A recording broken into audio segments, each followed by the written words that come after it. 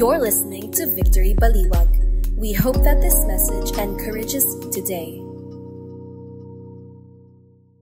At this point, I'd like to invite everyone to stand up as we read the word of the Lord. Yung ating pong babasahin is found in the book of Hebrews chapter 4. And we'll be reading verses 14 through 16. And I believe page 582 po yan ng inyong mga white Bibles. So if you're ready, let's read Hebrews chapter 4, verse 14 through 16. Since then, we have a great high priest who passed through the heavens, Jesus, the Son of God. Let us hold fast to our confession. For we do not have a high priest who is unable to sympathize with our weaknesses, but one who in every respect has been tempted as we are, yet without sin. Let us then with confidence draw near to the throne of grace, that we may receive mercy and find grace to help in the time of need. This is the word of God to the people of God. May God bless His word. Let's pray. Panginoon, we thank you for your word. We know that these words signify truth. And I pray, Lord God, that as we meditate and dwell on them this morning, that we may find that truth. And again, we give back all the glory to you in Jesus' name. Amen and amen. Sige po, pwede na po tayong umupo. Alright, no? So, by the way, my name is Dennis Dato. Sa mga hindi po nakakaalam sa inyo, I usually preach in our 10 a.m. service at our center. And this morning, I am covering for Pastor Lloyd dahil ngayon pong araw na to, no? Ang unang service sa Victory Giginto, 9 a.m. po yung service. So, most of the senior pastors are there attending the first service. Come on, palakpakan po natin ang ating Panginoon. Because that is something that we should be grateful for, no? Nadagdagan na naman po ang ating mga churches here in Bulacan. Anyway, we are now in the 5th week of our 12-week series entitled Jesus is Greater Than. And this morning, we're going to talk about Jesus as being a better high priest. And let me start with this question, no? Nakaranas na po ba kayo ng sobrang kahihiyan, pero in the end, parang naging thankful ka pa, no? Parang counterintuitive. Nakaranas ka ng sobrang kahihiyan, pero in the end, parang naging thankful ka pa dun sa naranasan mong yan. Parang weird, no? Baligtad yung inaasahan. Pero minsan, doon sa pinaka-lowest moments po natin, doon pa talaga natin nararanasan ang presensya ng Panginoon. Pero paano kaya nangyayari yun? No? Anong klaseng Diyos ang sasalubong sa atin pagdating dun sa mga, tapos dun pa natin siya maranasan during our lowest moments, during a time na sobrang napahiya tayo. Paano kung yung mismong lugar na yon na inaasahan mong pagtatawanan ka o kaya kukutsain ka o etsapwera ka, doon mo pala mararanasan na tahimik ang pagdating ng grasya. So let me try to illustrate that with a story. Ako po, mahilig po ako magkwento. And this is the story about the wet pants story. Wet pants story. No? Imaginin po na lang po natin, may isa pong bata, tago na lang natin sa pangalang, sa hindi nyo inaasahan, hindi na si Ambo, si John, no? Kung meron mang may pangalan na John dito, hindi ikaw to, no? Pero bata, no? Ito, primary 1 siguro ang grade nito. And then he noticed, meron pong paddle, no? Paddle of water na nabubuo po doon sa kinauupuan niya. Yung pala, naihi po siya. And there's this patch forming doon sa kanyang salawal, no? Doon sa kanyang shorts na nababasa-basa na, no? So, yumuko po si John, tapos nagdasal siya, Lord, tulungan mo ako rito. Help me, nakakaya talaga ito. And then, before you know it, eto na yung teacher, papalapit din sa kanya, nakikita niya, Lord, pag nangyari ito, pagtatawanan ako ng mga kaklase ko, magiging tampulan ako ng katatawanan, baka ibuli pa ako. At yung mga babae, baka hindi na ako kausapin, buong taon, buong pag-aaral ko, ako na lang yung tampulan ng kanilang katatawanan. Pero just at that right moment, eto si Susie, kaklase niya, may dalang fishbowl. No? May dalang fishbowl. Tapos, nung dumaan siya sa harap ni John, bigla siyang natisod, tumilapon po yung fishbowl sa lap po ni John at nabasa po yung kanyang shorts. So nakikita niyo na po, no, kung ano itong eksenang to. So anong nangyari po, napagbintangan pa itong si Susie, siya po yung simpatya ng mga kaklase po ni John, napunta kay John, naawa po sila, tapos tinutulungan siyang linisin yung tubig na doon na galing, akala nila galing doon sa fishbowl. Tapos itong teacher, no, dinala siya sa clinic, pinalitan yung shorts, tapos itong mga kaklase niya ay talaga nagalit kay Susie because of her clumsiness. And then, so parang relief, di ba? Sobrang kahiyan, pero ano nangyari? Nagkaroon po ng grasya, nakaranas po ng grasya si John. Now, pagdating po nung hapon, eto na, sinundo na sila nung school bus, at busmate pala sila ni Susie. So, nakita ni John si Susie, tapos sabi niya, sinadya mo yun. Sabi niya, ngumiti po si Susie, tapos sabi ni Susie, oo, kasi minsan naihina rin ako sa aking salawal. So, ganda po na story, ano, pero it's a child story or it's a children's story, pero meron pong relevance yan sa ating pong pag-uusapan. Yung ginawa po kasi ni Susie, hindi lang siya naawa kay John doon sa kahihiyang sasapitin niya sana, hindi lang siya nakisimpatya, no, kay John, kundi siya mismo pumasok doon sa kahihiyan ni John. Siya pa nga yung parang kinutya ng mga kaklase at nagalit sa kanya. At yung batang lalaki naman, sa halip na mapahiya po, no, nakaranas siya ng awa at malasakit galing po kay Susie. Now, ang tawag po ron ay sympathy. Sympathy, tignan mo yung katabi mo, mukha bang sympathetic yan? Yeah, mukha naman, di ba?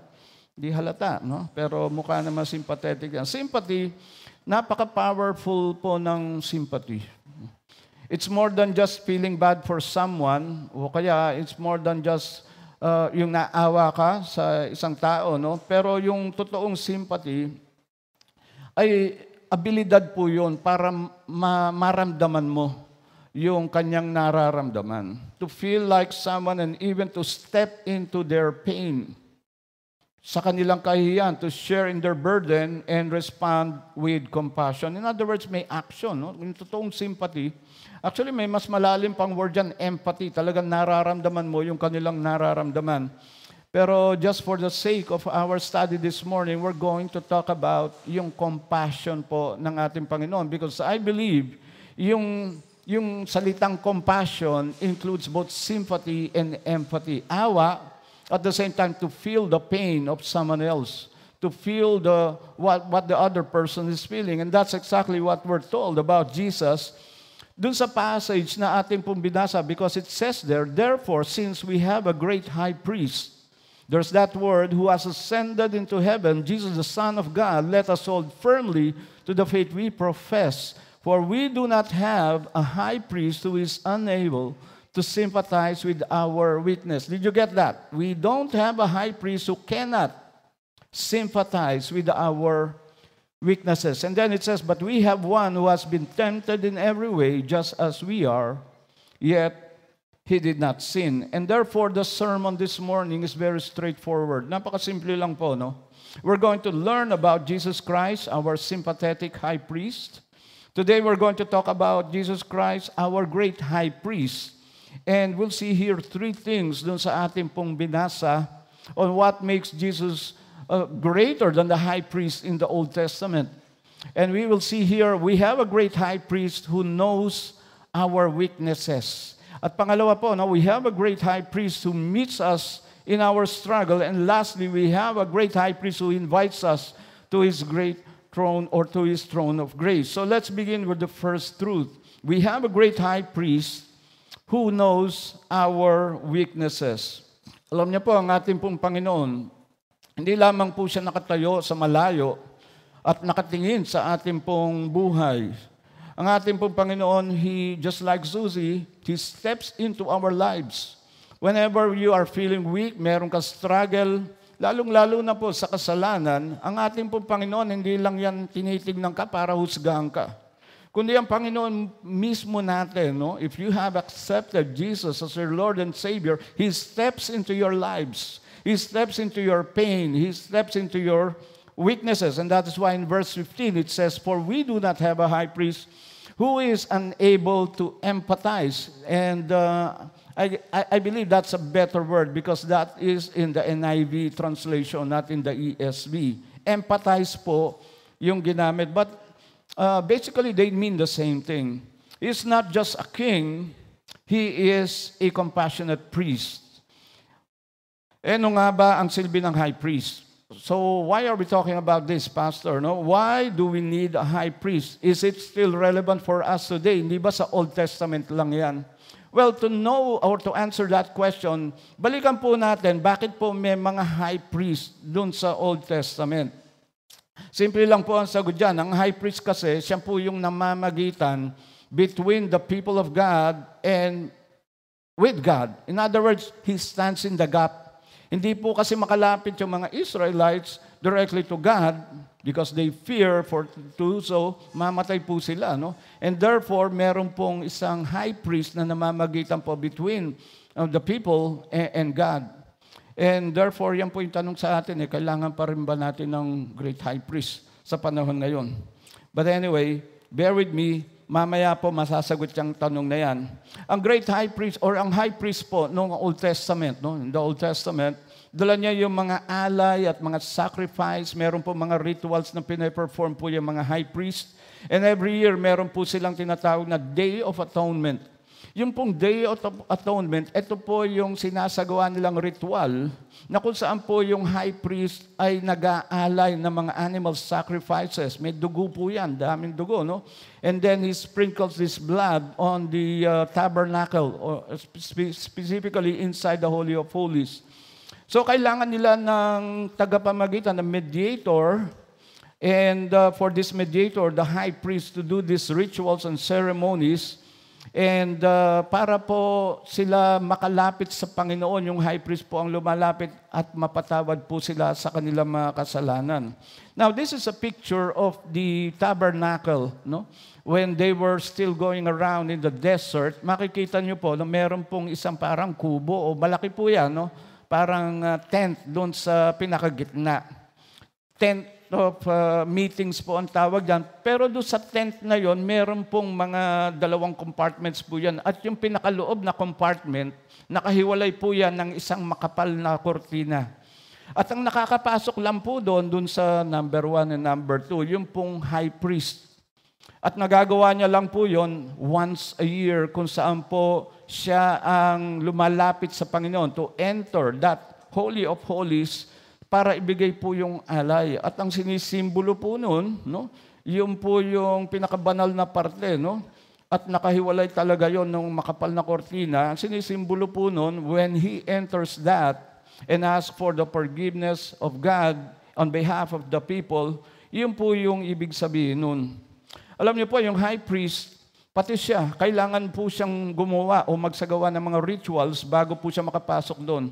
Kasi kung hindi po siya gumawa ng mga tinatawag na paglilinis ng katawan at pati yung puso niya, no, he confesses his sin, at pag pumasok po siya ron at hindi niya ginawa yon, siya po mismo ay mamamatay. Kaya nga pagpasok ng high priest dito sa tent of meetings na to, meron pong kadena yan o kaya lubid.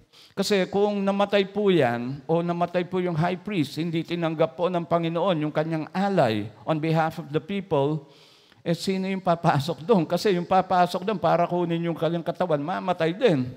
So, they have to, yung hihilahin nila itong lubid na to o yung kadenang to para mailabas lang yung high priest kung sakali pong hindi tinanggap yung kanyang alay. So, the basic question now for all of us, kasi Old Testament yan, sasabihin po natin, no? So why do we need a high priest today? Well, the simple reason is because just like Israel, They are sinful. Tignan mo yung katabi mo, mukha bang sinful yan?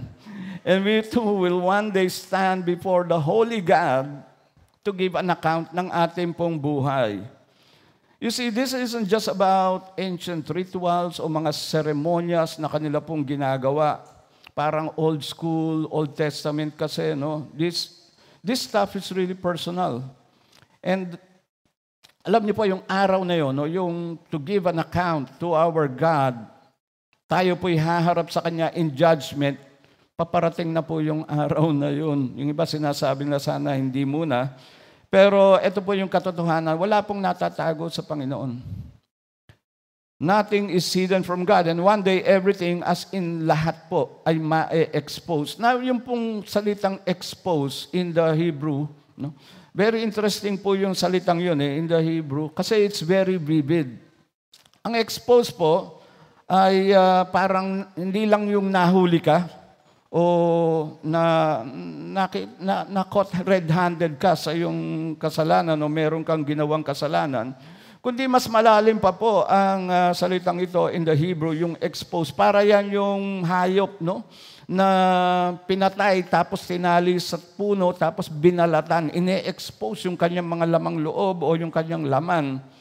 Or sa isang kriminal na nahuli po, no? Ito yung sinakal, tapos tinutukan ng kutsilyo dito sa kanyang baba at nakatingin siya directly to the judge to confess or to tell what he has done.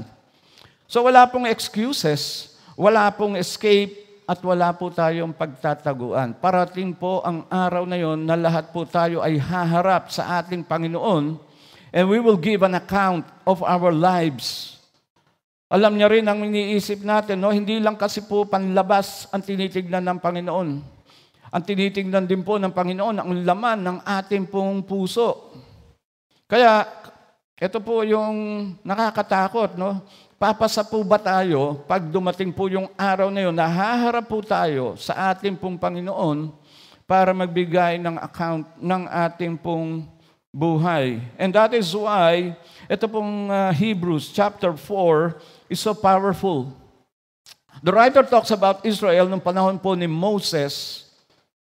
Sa panlabas na itsura, mukha po silang, they're the real deal. Parang okay sila, totoong tao sila ng Panginoon. Tumawid po sila doon sa Red Sea, kumain sila ng manna from heaven, sumunod sa cloud of fire, lahat ng mga religious experiences po nila at mga rituals ay na-experience nila at ginawa nila. Pero si God, tumingin po sa puso nila. And ang sabi niya, no, ang mga taong to, they're rebellious, they are unbelieving, they are hardened, they have a hardened heart. Kaya kahit may outward signs sila, yung panlabas na anyo, no, nakikita po nila, no, lahat ng ginagawa po nila yung mga ritual, seremonyas, pagsunod, pero hindi po sila pumasok, no, doon sa kapahingahan na available lamang po sa ating Panginoon. And we learned that last week when we talked about God's rest. They didn't enter His rest. And the same warning, ina-apply po yan sa ating ngayon. If God were to judge you right now, ito po yung tanong, kung ikaw huhusgang ka ng ating Panginoon ngayon at haharap ka sa Kanya, ano kaya makikita niya sa puso mo? Siguro sasabihin mo, Pastor, ano naman ako mabuting tao naman ako Naniniwala ako sa Diyos, may takot ako sa Diyos, binabasa ko yung salita niya, kaya nandito ako sa worship service. So sige, magkaalaman lang po tayo. How many of you na hindi pa nakakapagsinungaling? Wala. Di ba? Wala ni isa sa atin na hindi pa nakakapagsinungaling. So what does that make you or me? Even, tayo pong lahat, what does that make us? We are liars. How many of us na hindi pa nagnakaw? Kahit, regardless of the value, kahit na 5 lang yan o piso lang yan. How many of us na hindi pa nagnakaw? Kahit na nung maliit ka, regardless of the value, wala rin, di ba? So anong tawag sa'yo? Sasabihin mo, magnanakaw. Hindi ka magnanakaw. Sinungaling na magnanakaw. Kasi kanina, umamin ka, sinungaling ka rin, di ba? So wala pong papasa sa atin ni isa. So bakit ba ginagawa pa rin natin yung ating mga ginagawang ayaw nating gawin. Ano kaya yung kasalanan, di ba? Paulit-ulit. Why do I keep doing what I hate? Ayaw natin yung kasalanan. Let's face it, meron ba rito gustong-gustong magkasala? Gustong-gusto yung kanyang kasalanan? Gustong magsinungaling? Gustong kumupit sa mister? O kaya yung mister naman, laging tinatago yung wallet kay Mrs., di ba? Naglulukuhan pa sila. Bakit po natin paulit-ulit na nagagawa yun? No? Hindi natin gusto yung kasalanan, pero nagagawa pa rin natin. At pag nagagawa natin, anong nangyayari? We begin to question ourselves. We begin to say, mahal ko nga ba talaga si God? Do I truly love God? Or maybe, dinadoubt mo yung kaligtasan. Di po ba, no? Every time na nauulit po natin yung ating kasalanan, nakakagawa tayo ng hindi kalugod-lugod sa Panginoon, regardless of the extent, no? Kahit na sabihin natin, white lie lang po yung pastor. Hindi, nako-convict ka pa rin o nako-condemn ka pa rin, di ba? Siguro, hindi ko talaga mahal si Lord kasi nagawa ko na naman yung kasalanan eh. Or you begin to doubt your salvation. Niisip mo, siguro hindi ako ligtas. Hindi ako born again. Baka fake lang ako, kaya ako nandito. Nadadala lang ako ng kaibigan ko o yung asawa ko kasi pinipilit ako rito. Pero talagang minsan nadadama ko si Lord. Pero pag nakagawa ako ng kasalanan, parang ang layo-layo niya at ang tingin ko sa sarili ko. No? Have you experienced that? Ang tingin ko sa sarili ko, hindi talaga ako ligtas. And even when we're trying to reflect on those things, no, pag nakagawa tayo ng kasalanan, that question keeps echoing in our heart. No, why do I keep doing what I don't want to do? Bakit ako paulit-ulit na nakakagawa ng kasalanan na ayoko naman talagang gawin, pero nagagawa ko pa rin? And this leads us to our second point, because our second point, makikita po natin, no? So why do we need a high priest today? At yung second point po natin is we have a great high priest who meets us in our struggle. Nag-i-struggle ka eh. Pag nakagawa ka ng kasalanan, di po ba?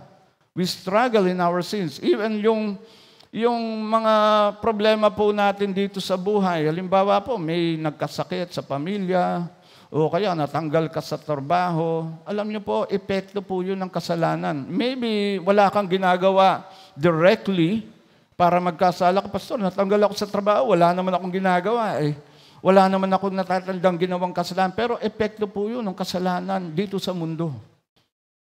Ang mundo po ay napakaingay, napakadilim, at dahil po nababalot ng kasalanan ng mundong ito, may epekto rin po ito sa atin. Kahit na tayo po ay masasabi po natin, innocent bystander lang ako, Pastor. Pero hindi ka talaga innocent bystander kasi you also contribute to that darkness. Lahat po tayo, wala ni isa. And therefore, dito po sa second point natin, we have a great high priest who meets us in our struggle. That's why we need a great high priest. You're not alone. Even si Apostol Pablo po, no, hindi po nag-iisa na dito sa struggle tungkol po sa kasalanan. At dito po pumasok yung sobrang good news na atin pong nabasa in Hebrews chapter 4. Sa pinaka-moment na feeling mo, sobrang exposed ka na, wala ka nang maitatago, ang tingin mo sa sarili mo, napakasama mo na dahil nagkasala ka, o kaya ang tingin mo sa sarili mo, peke ka o fake ka, fake Christian. Dito po makikita natin, hindi po tayo inaakusa ng ating pong high priest, ang ating pong great high priest. Alam niyo po, si Apostol Pablo, isa po yan sa, if not, siya yung pinaka-greatest apostle. And Paul himself wrote about this exact struggle. Si Paul mismo, sa tingin niyo po ba, hindi siya nag-struggle sa kasalanan nung siya po ay na-born again? Hindi po. Sinulat niya po ito in Romans chapter 7. Basahin niyo po yung buong Romans chapter 7. But for now, particularly Romans chapter 7, verse 15, ito po yung sabi ni Apostol Pablo, I do not understand what I do, for what I want to do, I do not do, but what I hate, I do.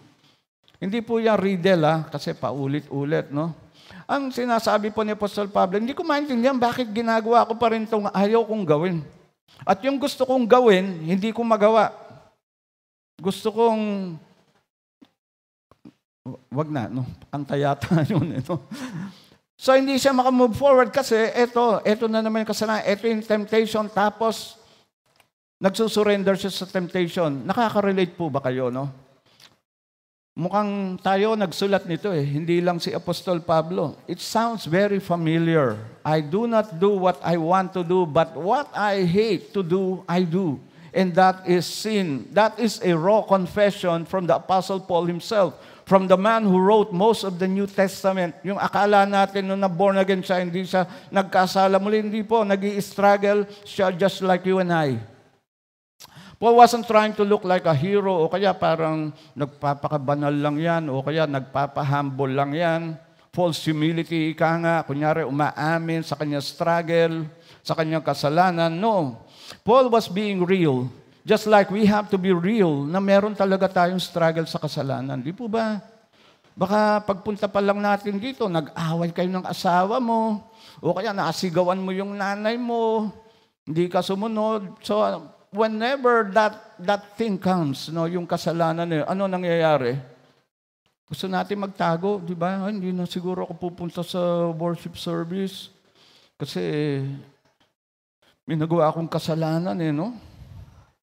Sabi po ni Paul in Galatians chapter 5 verse 17, for the flesh desires what is contrary to the spirit, and the spirit what is contrary to the flesh. They are in conflict with each other.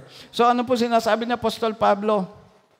Normal po yung nararanasan natin dahil sa ating pong katawan, sa ating pong buhay, meron pong dalawang parang naglalaban dyan. Meron pong two natures na naglalaban. Isang nature natin yung makasalanan, yung isang nature natin, yun yung born again. At naglalaban po sila rito, naghihilahan po sila. We begin to struggle, and that is what Paul is saying. We struggle in the flesh. The flesh is weak. So if you feel torn, wasak na wasak ka, nararamdaman, wasak na wasak ka ngayon, hindi po yung pruweba na peke ka. Kaya tignan mo yung katabi mo uli, mukha bang peke yan? Hindi po yung pruweba kung nagkasala yan kanina o kahapon nung isang araw, hindi po ibig sabihin niyan peke siya. O ikaw mismo, ikaw, nakukondemn ka ngayon sa pinag-uusapan natin, hindi ibig sabihin yun na fake ka kung nag-i-struggle ka sa kasalanan. Alam niyo po kung bakit? Kasi po yung patay na espiritu, hindi po yan nag-i-struggle. Yung buhay na spirito lang po ang nag-i-struggle sa kasalanan. So kung nag-i-struggle ka, that means buhay yung spirito mo, nilalabanan mo yung nagsasabi sa'yo, yung nature mo na hinihila ka na magkasala. That's what the Word of God reveals, not just your sin, but your Savior. Si Paul even cried out, who will rescue me from this body of death? Romans chapter 7 verse 24. No? So dead things don't struggle, living things wrestle. Hindi ka patay o hindi patay ang iyong kaluluwa o ang iyong spirito, kaya ka nag-i-struggle kasi buhay yan. Born again ka. Pero kung hindi ka born again, hindi ka nakakakilala sa Panginoon, hindi ka naman mag-i-struggle Gagawin mo lang yung kasalanan na yan. Pero kaya ka may struggle, hindi dahil fake ka. Hindi dahil hindi ka saved. Hindi dahil hindi ka born again, dahil born again ka. That is a symbol or that is a manifestation of you being alive in Christ. So again, Paul in 7:24, ano sabi niya? What a wretched man I am. Who will rescue me from this body that is subject to death? Nakita niyo po ba yan? Hinighlight ko po yung who. Hindi niya sinabing what will rescue me. And therefore, ang sinasabi lang po ni Paul dito, ang sinasabi niya po rito ay hindi po yung ating mga ritual, ang ating pong mga good works, ang ating mga seremonyas, ang ating pong pagbabasa lang ng Bible ang makakasave sa atin, kundi who, sabi niya, ibig sabihin tao. And that is why we need a high priest. That person is Jesus Christ Himself, our great high priest. He is not a distant rescuer, yung malayo po siya o hindi nakakaramdam ng yung struggle sa kasalanan. He is the one who stepped into your very judgment that we deserve, just like Susie. No? Nag-step in siya doon sa kahihiyan ni John at Inako niya lahat yung kahihiyan, pero ang ating pong Panginoon is more than susi dahil siya po ang ating great high priest. The one who didn't stay outside the temple but entered the true Holy of Holies. No? Tulad po ng Old Testament high priest, hindi lamang po yung Old Testament high priest pumapasok siya once a year dun sa Holy of Holies. Ang ating pong Panginoon mismo, pumasok siya once and for all. And therefore, hindi na po niya kailangan gawin paulit-ulit every year. Yung para mamagitan po sa atin. You can't escape sin by just trying harder. No? So kaya nga sabi niya, who will save me? Hindi what. Because by trying harder, that means you're trying to rely on your good works. You're being dependent dun sa kaya mong gawin. And believe me, hindi mo kaya, hindi po natin kayang sagipin ng ating sarili. And Paul ends his cry of desperation. Sino ang magsasave sa atin? He ends it in verse 25. Sabi niya, thanks be to God who delivers me through Jesus Christ our Lord. In other words, He is our great high priest who saves us from our sins. But here's a question. Ito po yung katanungan, no? Kung dineliver na po tayo ni Jesus sa ating kasalanan, bakit po ang lakas-lakas pa rin ang hatak ng kasalanan sa buhay po natin, no? Why do believers, tayo pong lahat yun, no? Bakit pa rin nag-struggle pa rin tayo sa kasalanan? And not only struggle, bakit nakakagawa pa rin tayo ng kasalanan? Well, the answer lies in, and that's a question, if Jesus already delivered us, why does sin still feel so strong? Why do believers still fail? Well, again, yung sagot po rito lies in knowing victory declared versus victory experienced. Victory declared versus victory experienced. Ano po yung victory declared? Well, victory declared at the cross, no, sa krus ng Kalbaryo, doon po na ipanalo ng ating great high priest na si Jesus Christ yung laban. Yung dating lumang ikaw, na dating makasalanan, hindi pa nakakilala sa Panginoon, was crucified with Jesus Christ Himself on the cross. And that's our position. Yun ang position mo ngayon. You are in a way, yun po yung tinatawag na justified. Just as if you have not sinned. Pinako ni Jesus Christ ang lahat ng kasalanan mo doon sa krus ng Kalbaryo. And therefore, yung righteousness ni Jesus Christ nasa iyo na. Matuwid ka na. That is victory, victory declared. Ay, ano naman po yung victory experience? Again, kaya ko po sinasabi to, kaakibat po ito nung katanungan, bakit totoong-totoo pa rin yung kasalanan sa buhay ko kung ako ay born again? Because of victory experience.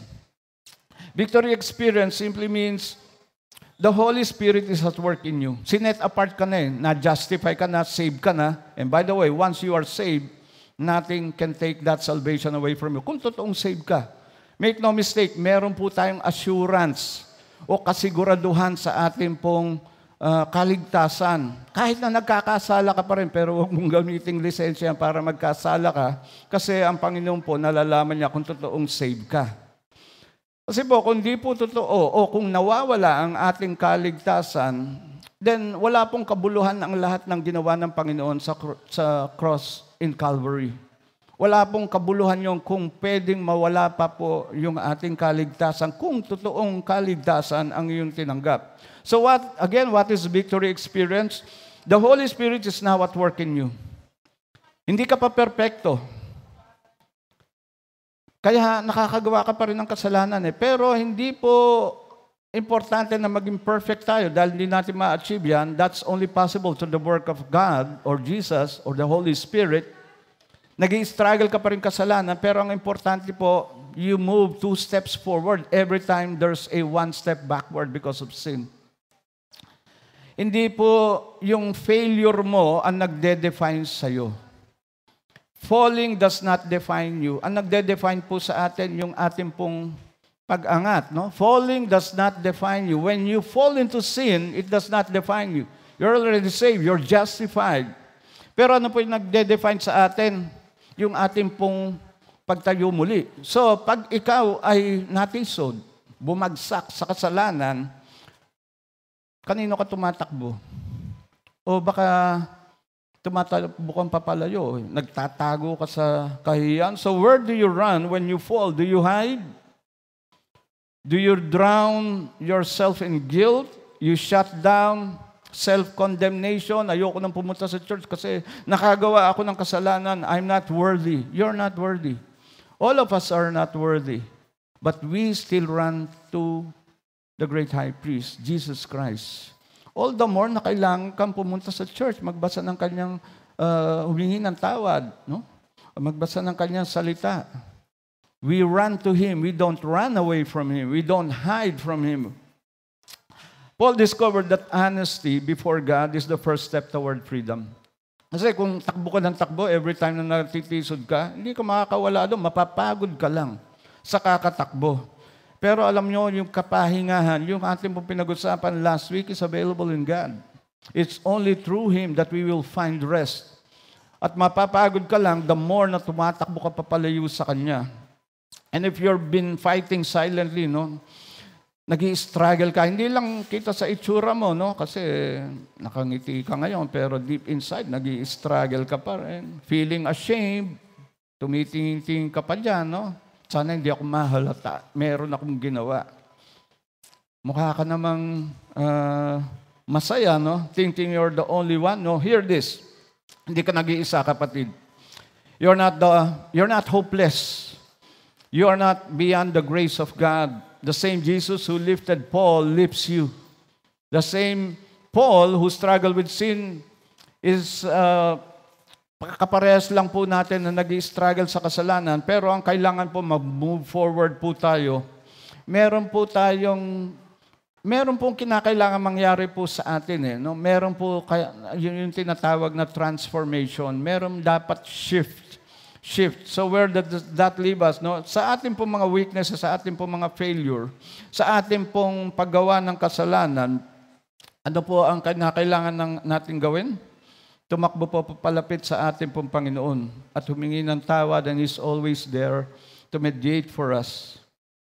And that is exactly what we see in the Gospels. Jesus doesn't watch us suffering from a distance. Siya po ay nakikiisa sa ating pong struggle. Now, in Mark chapter 7, just to drive the point, no, yung sympathetic heart ng ating pong high priest, in Mark chapter 7, meron pong istorya dyan na Jesus healing the deaf and mute man.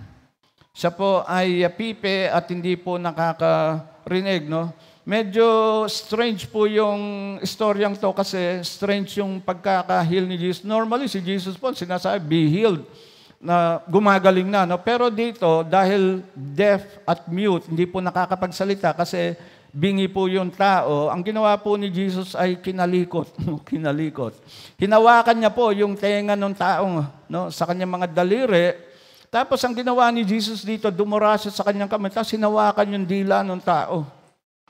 Pero hindi po yun ang nakakuha ng pansin sa akin, kundi yung account doon sa Mark chapter 7, na nung ginawa po ni Jesus to, siya po ay tumingin sa langit at nagbuntong hininga po ang ating Panginoon. Now, nagbubuntong hininga po ba kayo? No? Kami ng asawa ko, palagi kami nagbubuntong hininga sa aming mga anak. Pag may ginawang hindi kami boto, talaga, ay nako. Tama, nagbubuntong hininga. Pag merong kasalbayang ginawa si Ambo o si Junior, o kaya yung asawa mo, nako, buntong hininga ka na naman, nagamit ko yung pera kanina, naisugal ko, o naitaya ko sa loto. O pagdating mo sa bahay, anong gagawin na asawa? Ay, nako, hindi na magbabago. No? Buntong hininga. Bakit kaya nagbuntong hininga si Jesus nung pinapagaling niya tong deaf-mute? Deaf-mute. Tumingin siya sa pataas and then he heaved a sigh.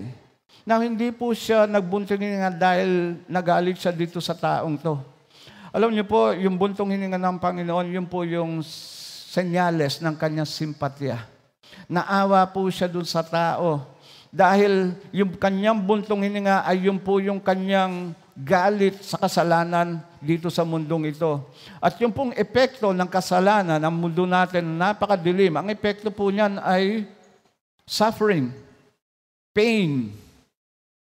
Yung pong mga nararanasan natin na pagsubok dito sa mundo, kasakitan. Ito po ay epekto po ng kasalanan dito sa mundo. At kaya po nagbuntong hininga ang ating pong Panginoon because He knows, He sympathizes, He empathizes with our pain and suffering. Tapos sumigaw siya, Ephphatha! Ibig sabihin po noon, be open, at nakadinig po yung bingi at nakapagsalita yung pong pipe.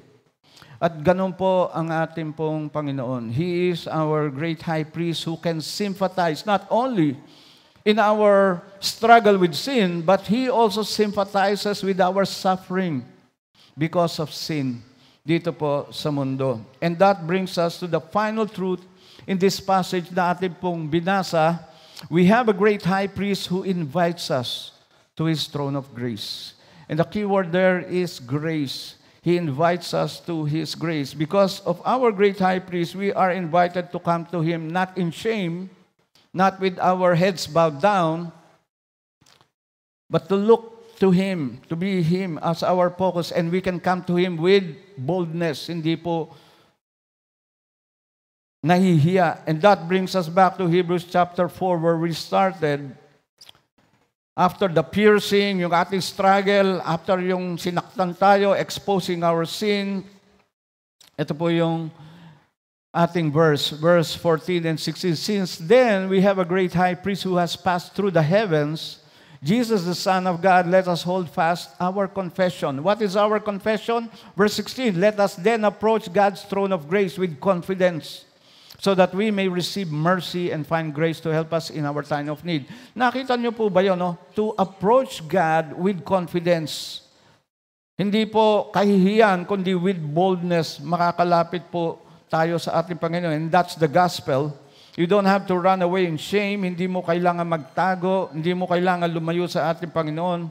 You can run straight to the throne of grace. You don't need to fix yourself, in other words.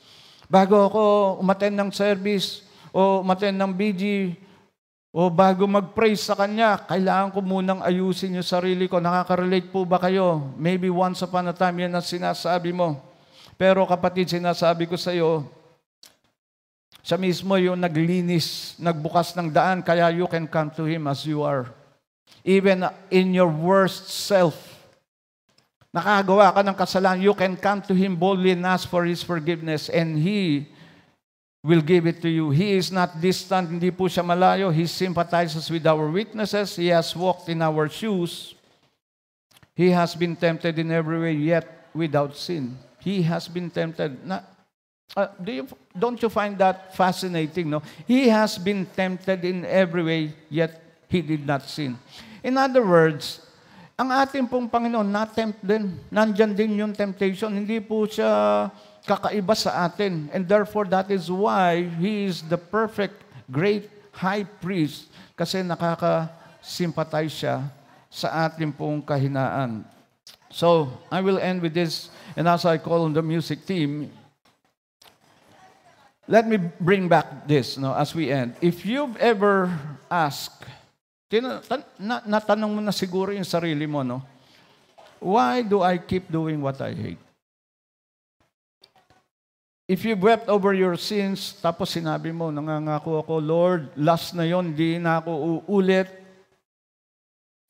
At punong-puno ka ng kahihiyan, no? Failure, meron kang fear. Maybe this time, iniisip mo, medyo sumobra na ako doon sa kasalanan, baka wala nang grasyang available sa akin, hindi na ako makakalapit kay Lord. Kung naranasan mo na yung kapatid, naranasan mo na rin yung bigat ng kalooban ni Apostol Pablo. Nag-struggle siya sa sin. And the answer is not technique. It's not our good works. It's not even the worship service or hearing this sermon. It's not even merely reading the Word of God. Although those are important, not a new set of rules. The answer, ang sagot po mga kapatid, ay Jesus Christ. Si Jesus Christ po ang sagot. He is our great high priest. Hindi po siya malayo. He is not detached. He is sympathetic. He is present all the time. Although wala pong nakatagong kasalanan sa Kanya, na ginagawa po natin, He does not see you to condemn you. Now, let me close with this final story. What fitting, no?